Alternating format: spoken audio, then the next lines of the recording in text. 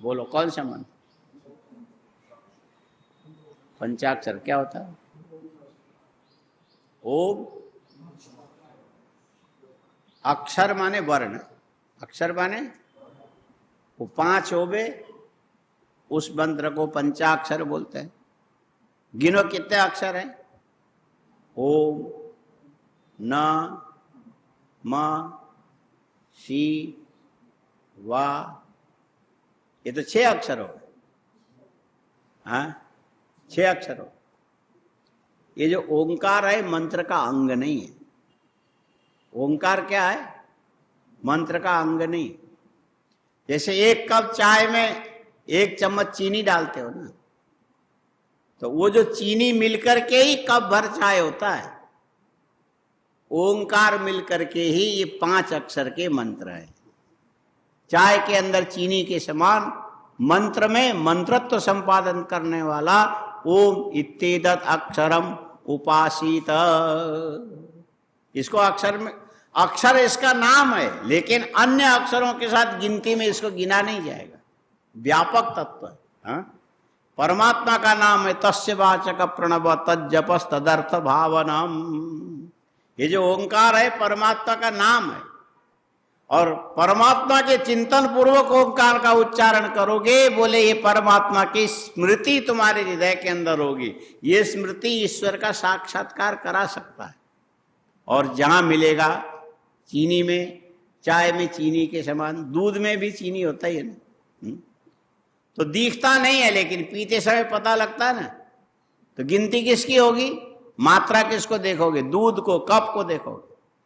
लेकिन यहां पर जो ओंकार है उसके अंदर के मिठास के समान, इसीलिए नमः शिवाय। क्या करेंगे? नमः शिवाय।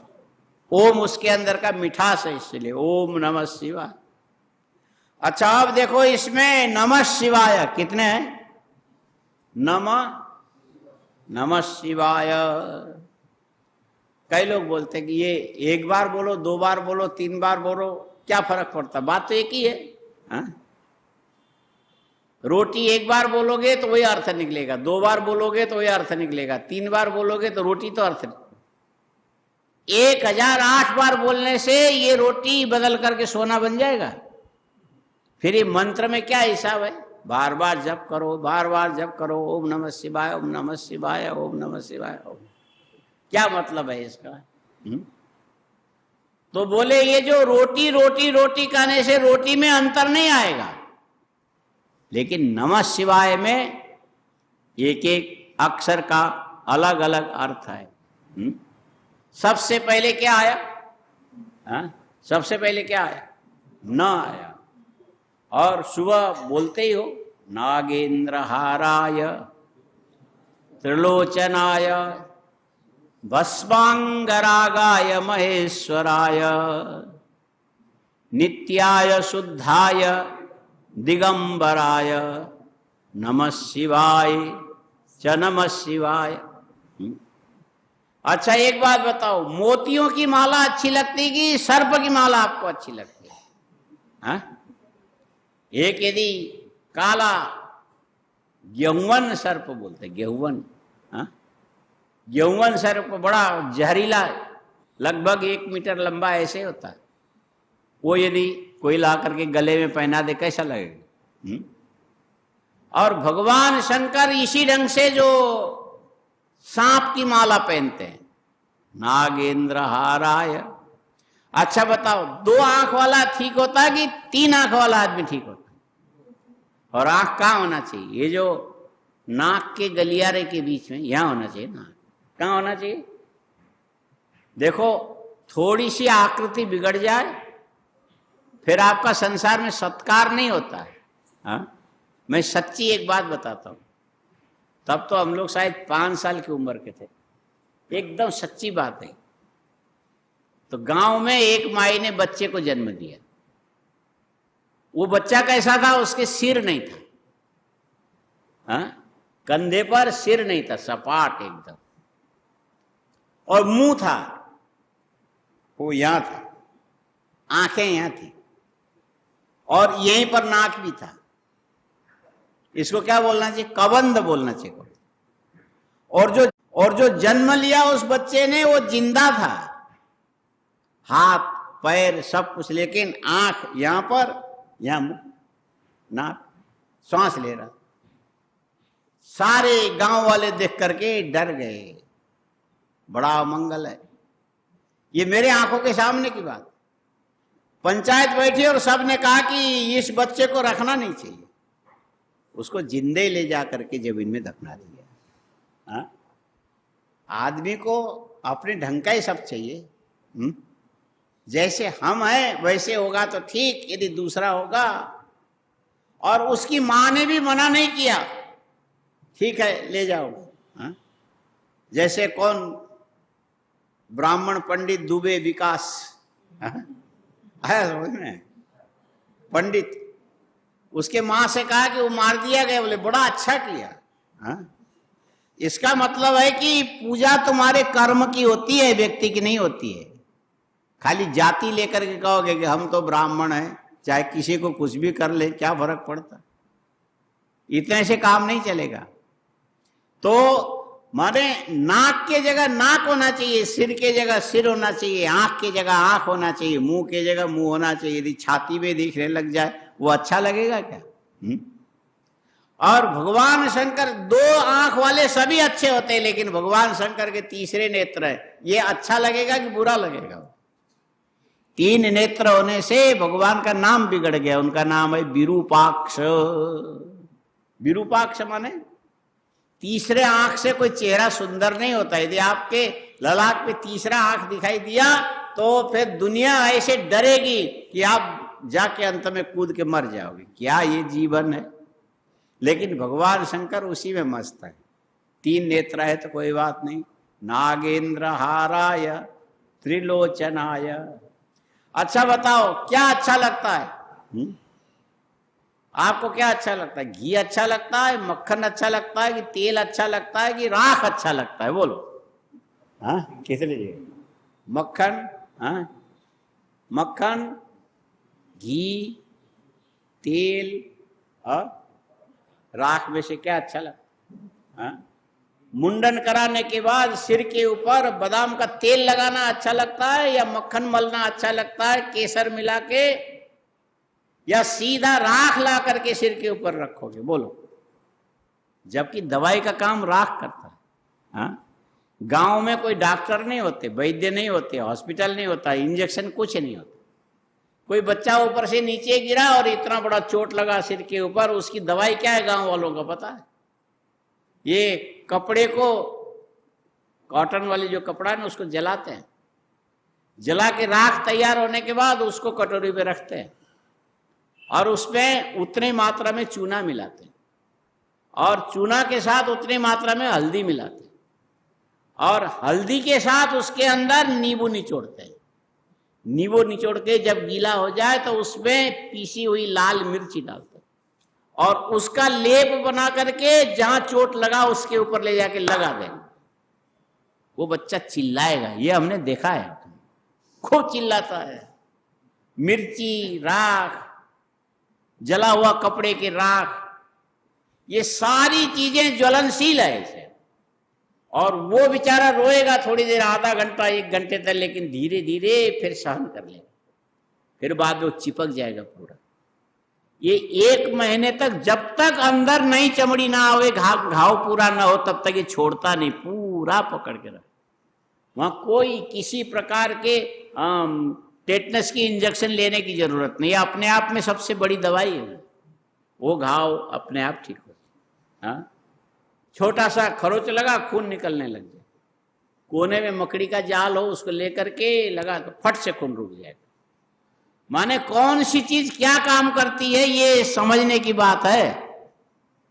और अच्छा बताओ, ये जो राख यदि मुंडन कराने के बाद सिर के ऊपर राख मलने लग जाओ तो ये तो नागा बाबाओं का काम है। हाँ? इलाहाबाद कुंभ में नहाने के लिए गए, बोले राख लगाया शरीर। क्यों लगाते? ये जो राख मलने से, भस्मी लगाने से शरीर में ठंडी नहीं लगती है। हाँ? ठंडक मिटा देता है। राख अपने आप ही गर्म चीज है। हाँ? तो जहां राख नहीं लगा तो फिर कांपने लग जाएगा आदमी। हाँ? राख में ठंडी नहीं लगती। और भगवान का न मक्खन, न बादाम का तेल, न तिल का तेल, न सरसों का तेल, न घी, न कुछ, अपने पूरे शरीर के अंदर क्या लगाते हैं?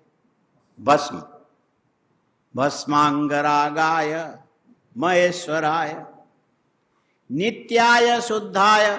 और ये बाहर के आवरण ऐसा होने पर भी अंदर से भगवान कैसे नित्य है? सारे अनित्य जगत के साक्षी स्वरूप है। नित्याय शुद्धाय माने ये भगवान के मन में राग भी नहीं है, द्वेष भी नहीं है, ईर्ष्या भी नहीं है, घृणा भी नहीं है, और ये किसी के संबंधी नहीं है। भगवान किसी के जवाई भी नहीं है, भगवान का कोई ससुर भी नहीं। यदि होगा तो भगवान के साथ उसकी लड़ाई शुरू हो जाएगी। दक्ष प्रजापति बना था तो फिर मारना पड़ा, सहन नहीं होता। शंकर जी के संबंधी बनोगे तो तुम सहन नहीं कर पाओगे। भगवान शंकर के, अरे सीधे सादा आदमी, किसी बड़े पैसे वाले की लड़की से उसने शादी की, थोड़ी दिन मस्त हो जाएगा, बाद में ससुराल वालों से मार खाएगा। माने सहन नहीं होता है। भगवान शंकर भी संबंध को महत्व नहीं देते हैं। किसको महत्व देंगे? भाव को। नागेंद्र हाराय त्रिलोचनाय भस्मांगरागाय महेश्वराय। संसार में जिसको नहीं चाहिए ऐसी चीजें अपने शरीर में विभूषित करके भगवान मस्त है, आनंद में। ये नकार का मतलब है। किसका? नकार। नमः शिवाय में क्या आया? नकार। नकार का मतलब है जिस सांप से तुम डरते हो उसको उन्होंने गले में लगा रखा, यज्ञोपवीत बना रखा, ये बागंबर को कसने के लिए रस्सी, जटा को बांधने, और उसी से विभूषित हो रहे हैं। त्रिलोचन, बाकी 2 आंख वाले और भगवान 3 आंख वाले। और अंधेरे में कोई दिखाई दे, भगवान की आंख चमक, चिल्लाओगे कौन आया? बाप रे, भूत प्रेत जैसा। और सारी दुनिया भले उनको डरावना माने, लेकिन भगवान उसी में खुश है। इसका मतलब है जो तुम्हें अच्छा लगता है ये तुम्हारी रुचि की चीज है, लेकिन वास्तविक तत्व क्या है? भगवान वैराग्य के सारे साधन को अपने शरीर के अंदर संयोजित करके दिखाते। नागेंद्र हाराय त्रिलोचनाय।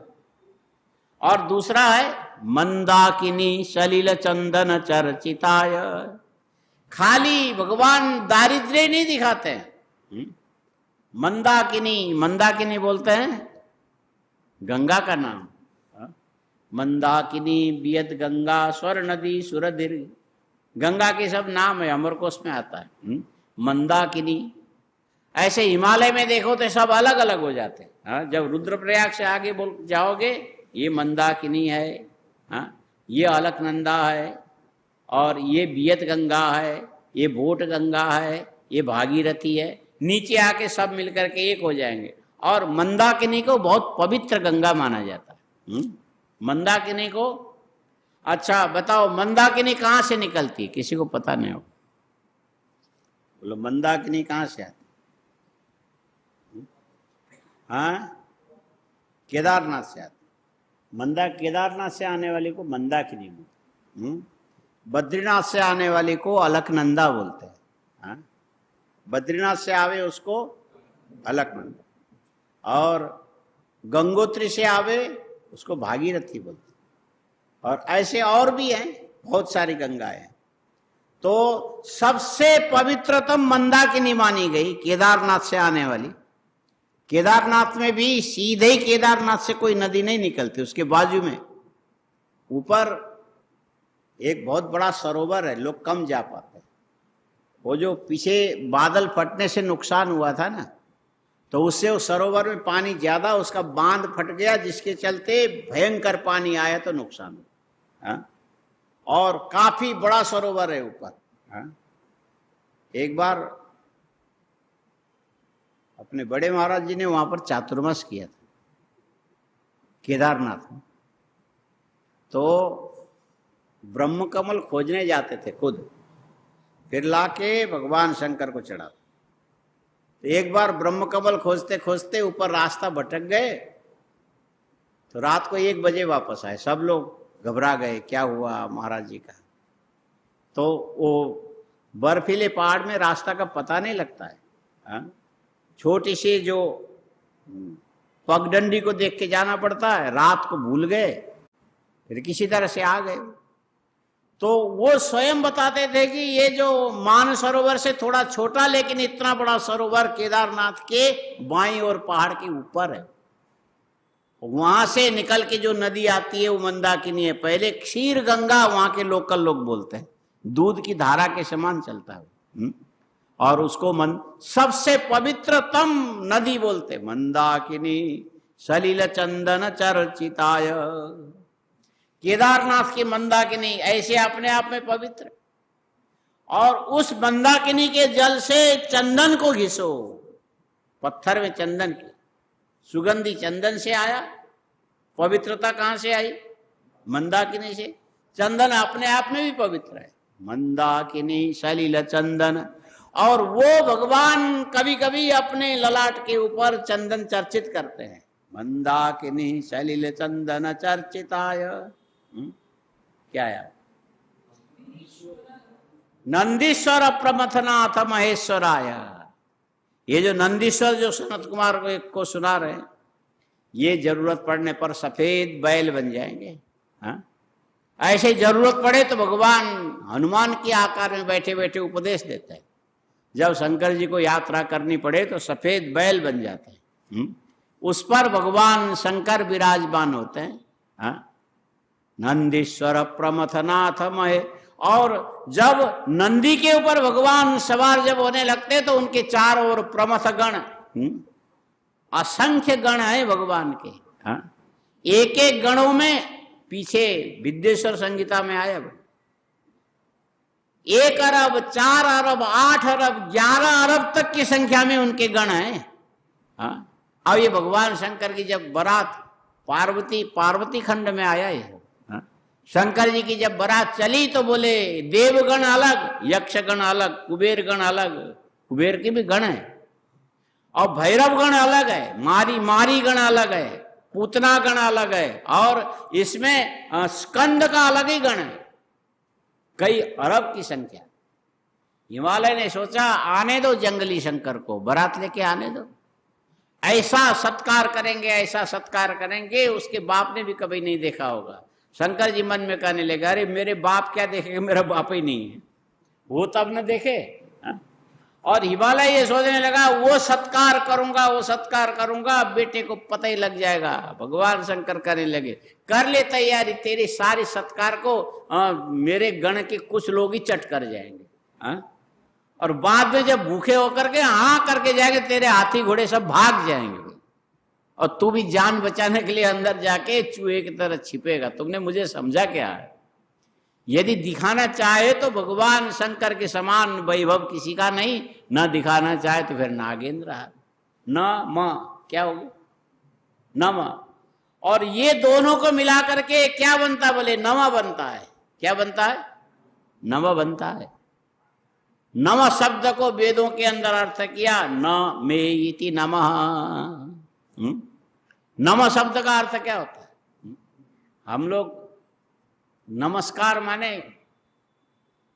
लेटो लंबा, हाथ आगे करो, पीछे पैर, और एक पैर पर पैर चढ़ा के फिर ऐसा घुटने के बल हाथ उठ के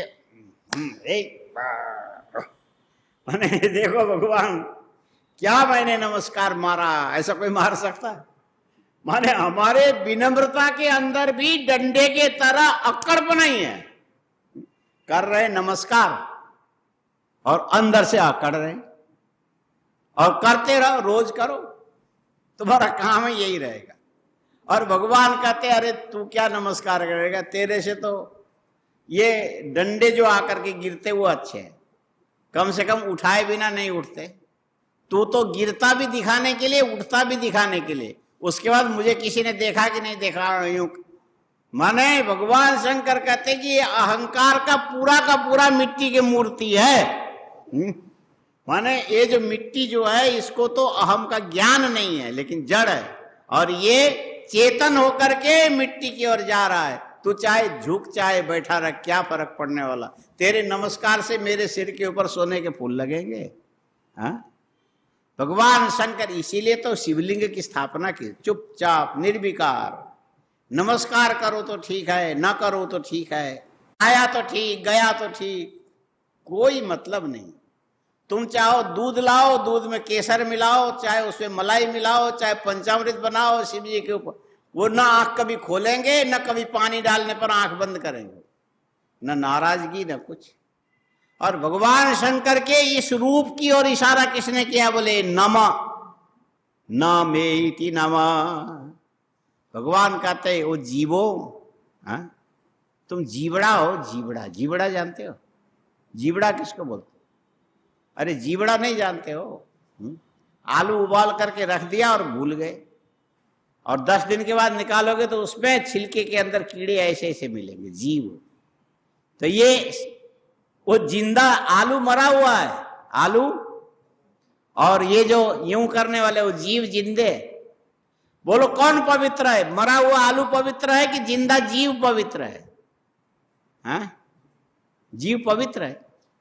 वो आलू में कीड़े पड़ जाए खाओगे, काय को पवित्र है? ये जीव जिसमें पड़ जाए वो अपवित्र होता है। चावल जड़ है, घून चेतन है, और उसमें कीड़ा भी चेतन है।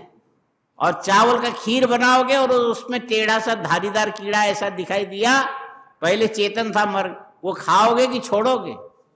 अरे सारी दुनिया को गंदगी फैलाने वाला ये जीवात्मा है, जीवड़ा है ये। हाँ, ये जीवड़ा है। आया कहां से? बोले मरे हुए आलू में तो आया हो। हाँ, मरे हुए आलू में से जीव निकल गया तो खाने लायक नहीं, माने देखने लायक नहीं, ये बिल्कुल बर्बाद चीज है।